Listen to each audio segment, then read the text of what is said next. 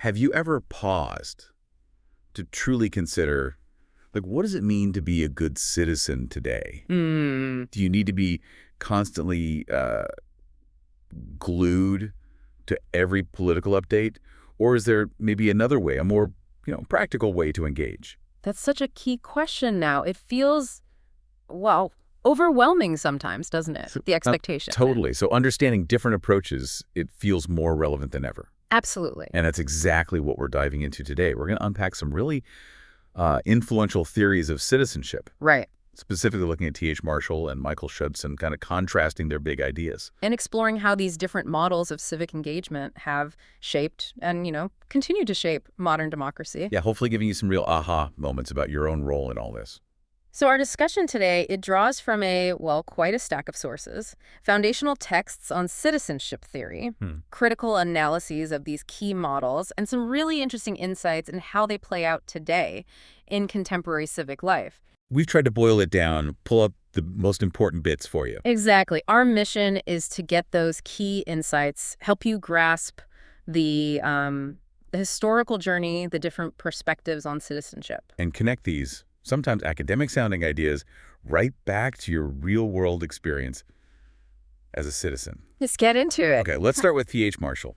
He's a really foundational thinker, hugely influential, especially thinking about the British welfare state back when it was, really developing.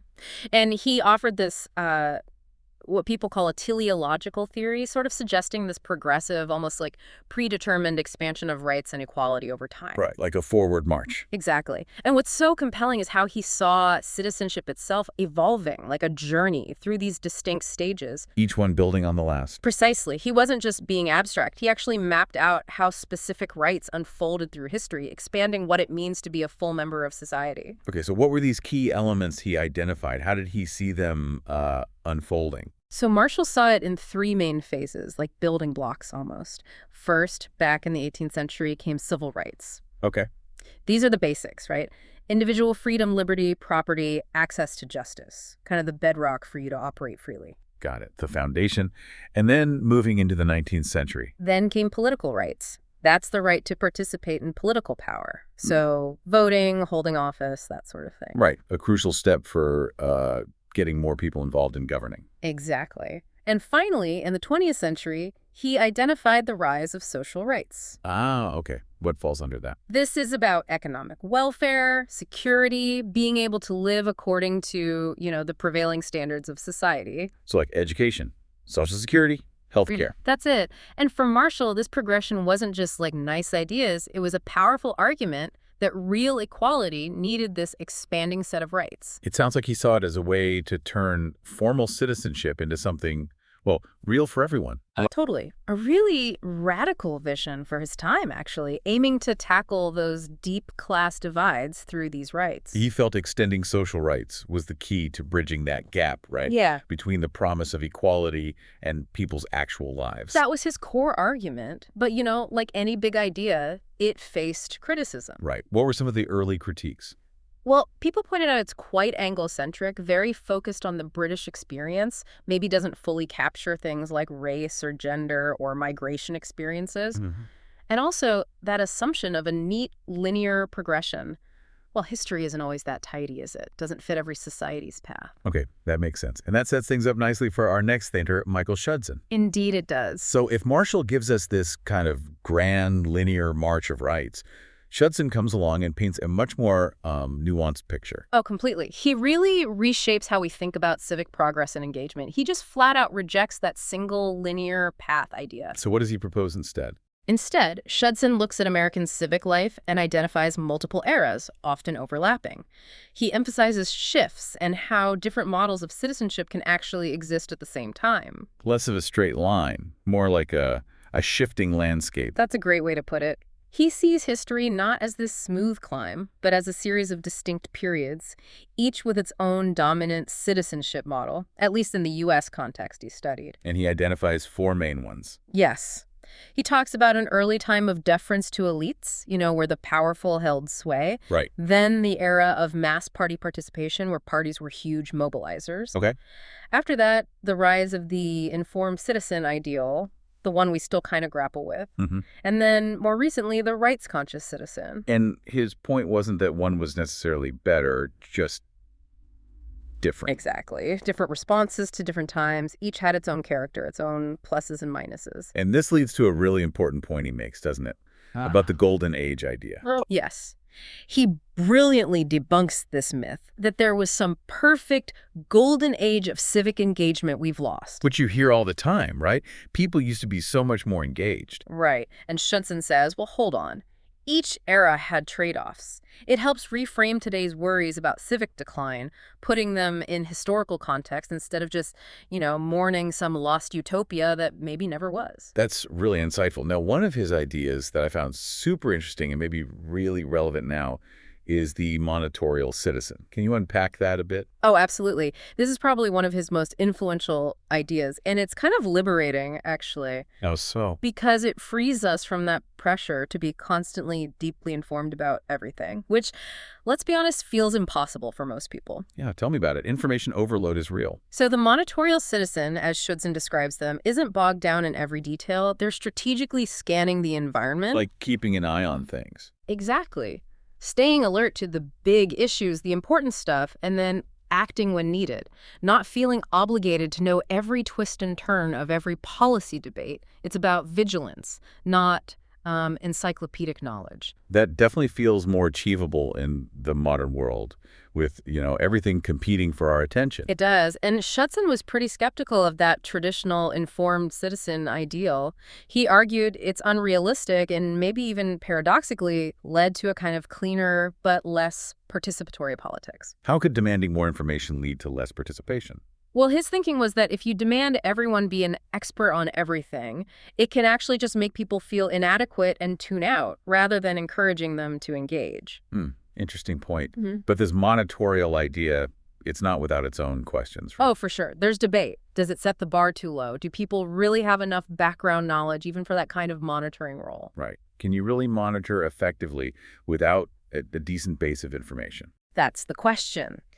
And some also argue his portrayal of the informed citizen might be a bit simplistic, a straw man maybe, and that maybe the monitorial model doesn't fully grapple with issues of political inequality. Okay. So how was Schutzen's work generally received by other academics? It was pretty nuanced, actually. Lots of praise, but also thoughtful critiques. What was the praise focused on? People really commended his historical depth, his conceptual innovation, challenging the old ways of thinking. Some scholars called his work immensely fresh, specifically because he showed that the informed citizen ideal wasn't some timeless thing, it was relatively recent. And he showed each era had strengths, not just weaknesses compared to some imagined past. Exactly. But then, on the other side... Hey, critiques. Well, as we touched on, some worried the monitorial citizen might lower the bar too much. Does it risk engagement becoming too superficial? And others noted that because he relied heavily on public records, like newspapers, his account can sometimes feel a bit impersonal, maybe less tuned into the everyday lived experiences of regular citizens. Right, focusing on the public sphere rather than the private experience. Sort of, yeah. So it sparked a really rich ongoing debate. Okay, so we have Marshall's linear rights progression and Schutzen's shifting models. Let's put them side by side. What are the absolute core differences here? Okay, first, they're historical models. Marshall, clearly linear, evolutionary, civil, political, social, a progressive unfolding. Right. And Schutzen. Definitely not linear. Multiple overlapping eras, shifts, coexistence of different civic styles, much more dynamic, maybe messier. And their main focus is different too, isn't it? Absolutely. Marshall is laser focused on expanding rights and achieving social equality, specifically tackling class inequality through those rights. Whereas Schutzen is more about the how of engagement. Yeah, more focused on the shifting models of participation itself, how citizens actually act and engage in different historical moments. Which leads to different ideas about the ideal citizen, I guess. Exactly. For Marshall, the ideal is the rights-bearing, equal member of society, someone enjoying all those civil, political, and social rights. Fully equipped, you might say. Mm-hmm. For Schutzen, especially now, the ideal leans towards that rights-bearing, monitorial citizen, Watchful, ready to act when it counts, but not necessarily deep in the weeds all the time. And this really changes how they view the past, doesn't it? Totally. Marshall sees history as progress, moving towards greater equality.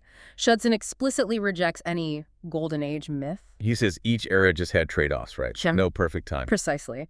And finally, their context. Marshall's thinking is deeply embedded in the British welfare state and class issues there. While Judson is looking primarily at the American experience. Right. Focusing on U.S. civic life and its sort of plural models of citizenship. Okay, so summing it up, Marshall gives us this rights-based evolutionary story about achieving equality tied to the welfare state. Yeah, a progressive unfolding.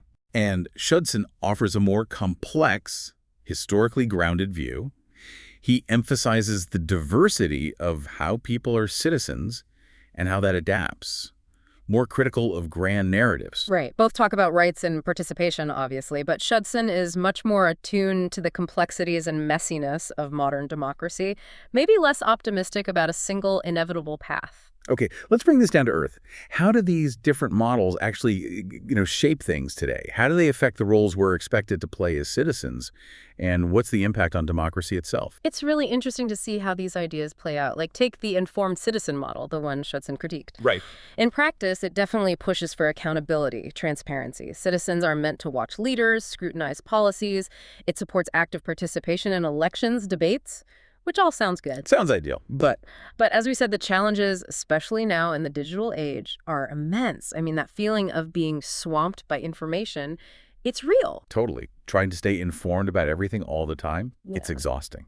Exactly. And it's hard for most people to actually be fully informed, which can lead to gaps in knowledge, maybe lower trust, maybe even people just checking out because the bar feels too high. It's an incredibly high standard to meet consistently. Which is why that monitorial citizen model seems more, well, attainable to many people today. Given fragmented attention, endless information. Right, it feels more realistic. It encourages vigilance, being ready to mobilize, maybe especially when there's a crisis or a big policy change. It relies a lot on networks, digital tools, social media to kind of track things and coordinate action. It's more about strategic bursts of action than constant immersion. Yeah, and it's even inspired new kinds of civic tech, tools to help people monitor what's going on. Okay, that sounds practical, but are there downsides? Concerns about just monitoring? Yeah, there are. The main critique is, does it set the bar too low? Is engagement becoming too shallow? Like if you only jump in when there's a 5-alarm fire, are you really helping prevent the fire in the first place? That's a great analogy. Are you shaping the long-term health of democracy or just reacting? It's a valid question about the depth of engagement. Absolutely.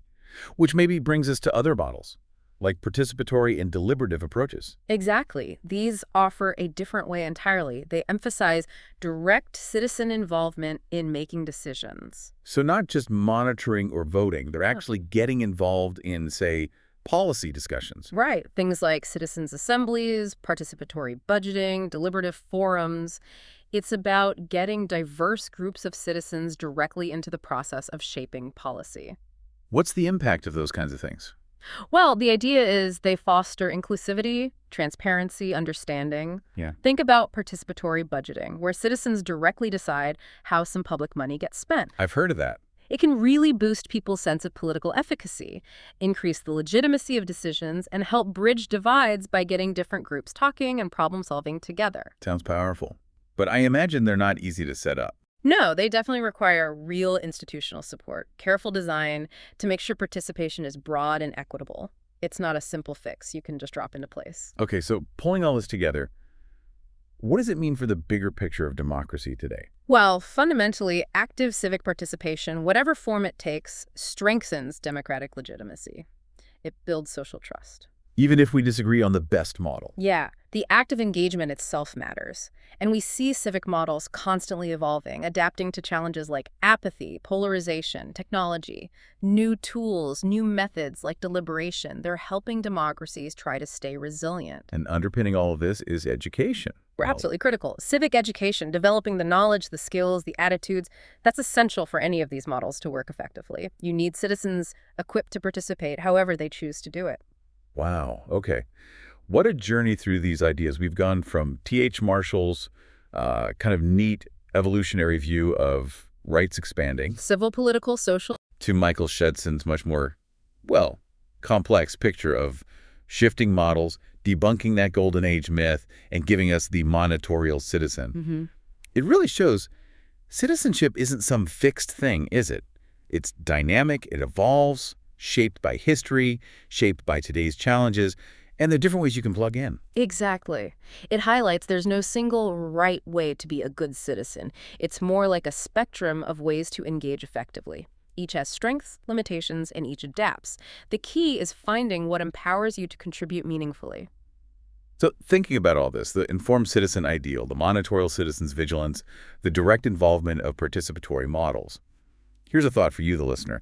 How do you see your own role evolving, especially with new challenges, new technologies constantly popping up? Yeah, what's the right balance for you between staying deeply informed, being vigilantly watchful, or getting actively involved in participatory ways? How do we strike that balance to keep our democracy healthy? Something to think about. And if this deep dive has got you thinking, there's definitely more to explore. For sure, you could go straight to the sources. T.H. Marshall's Citizenship and Social Class is foundational. And Michael Schudson's The Good Citizen is really key. And for more contemporary takes on active citizenship. We'd recommend looking at authors like Eric Liu, maybe Become America, or You're More Powerful Than You Think. Oh, good suggestions. And there's also The Bill of Obligations by Richard Haass, offering a modern perspective on civic duties. Lots out there. Check your local library or look into resources from places like Citizen University. Plenty to dig into if you're curious. Thanks so much for joining us for this deep dive.